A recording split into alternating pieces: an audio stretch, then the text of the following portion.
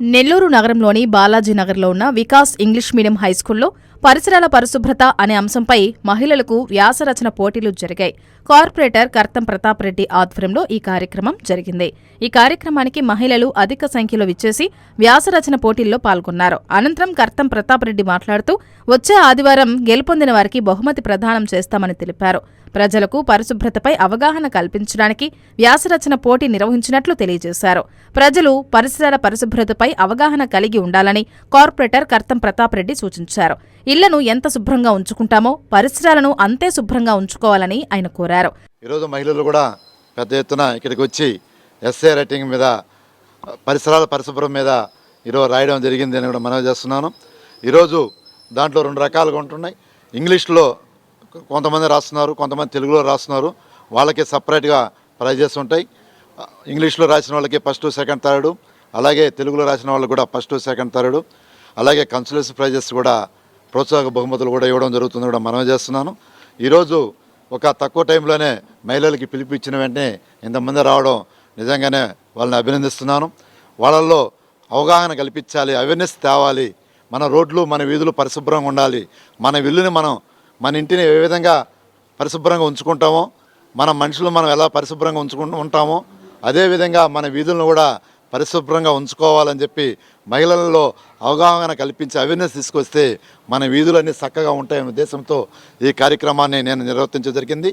నేను ఈ మధ్యకాలంలో 2 నెలల నుంచి ఒకరోజు ఒక వీధి పరిశుభ్రం అనే కార్యక్రమాన్ని రెగ్యులర్గా వారానికి 4-5 రోజులు మన డివిజన్లో నిర్వర్తించడం జరిగింది.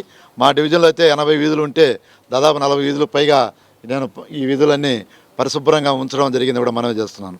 తర్వాత కూడా ఈ యొక్క మహిళలు మనం చైతన్యం తీసుకొస్తే ఆ వీధిలో ఉన్న వాళ్ళు అందరినీ కూడా ఎక్కడ కూడా రోడ్డు మీద చెత్త వేయనీయకుండా మున్సిపాలిటీ బండ్లు వచ్చినప్పుడు చెత్త అక్కడ వేయాలని వాళ్ళ అవగాహన కల్పించడం, అలాగే చెట్ల మధ్యలో కానీ రోడ్డు మీద కానీ కాగితాలు కూడా వేయకుండా ఇవన్నీ కూడా ప్రజల్లో అవగాహన తెచ్చుకోవడానికి ఇలాంటి కార్యక్రమాలని మేము నిర్వర్తించడం జరుగుతుంది. అలాగే వక్తృత్వ పోటీలను కూడా మహిళలు కూడా నిర్వర్తిస్తాం.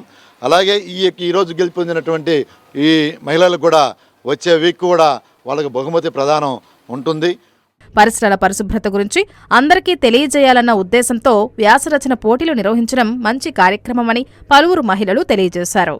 వికాస్ స్కూల్ పబ్లిక్ స్కూల్లో సార్ ప్రతాప్ రెడ్డి సార్ ఆధ్వర్యంలో పరిసరాల పరిశుభ్రత అనే దాని మీద ఎస్ఐ రైటింగ్ రాయడం జరిగింది. మేము మా కాలేజ్ టైం అయిపోయిన తర్వాత చాలా రోజులకి ఈరోజు ఎక్స్పీరియన్స్ చేసాము. మాకు తెలిసింది మేము రాసాము, ఎలా శుభ్రంగా ఉంచుకోవాలి, అందరూ ఎలా శుభ్రంగా ఉండాలి, ఎలా శుభ్రంగా ఉంచాలి అనేది మాకు తెలిసింది మేము రాసాము. చాలామంది ముందు వాళ్ళ ఇంటిని శుభ్రంగా ఉంచుకోరు, ఫస్ట్ వాళ్ళు శుభ్రంగా ఉండరు. ఒక పొద్దున్న లెగిస్తే మనం ఎంతోమందిని కలుస్తూ ఉంటాం. ఒక పెద్దవాళ్ళ దగ్గరికి వెళ్ళినప్పుడు వాళ్ళ దగ్గర కొంతమంది దగ్గర నుంచి నోటి నుంచి దుర్వాసన, శరీరం నుంచి దుర్వాసన వస్తూ ఉంటుంది. ఫస్ట్ నువ్వే శుభ్రంగా ఉండకపోతే నీ ఇంటిని, నీ పరిసరాలని ఎలా శుభ్రంగా ఉంచుకుంటావు? ఫస్ట్ మనం శుభ్రంగా ఉండాలి, మన ఇంటిని శుభ్రంగా ఉంచుకోవాలి. ఆ తర్వాత మన చుట్టూ ఉన్న పరిసరాలని, మన వీధిని అన్నిటినీ శుభ్రంగా ఉంచుకోవాలి. ఈరోజు మేము వికాస్ స్కూల్లో ఒక ఎస్ఏ రైటింగ్ రాయడానికి వచ్చామండి. ఆ ఎస్ఏ అనేది పరిసరాలు పరిశుభ్రత గురించి. ఇది అందరికీ ఉపయోగపడేదే, అందరూ ఉపయోగించుకునేది కూడా.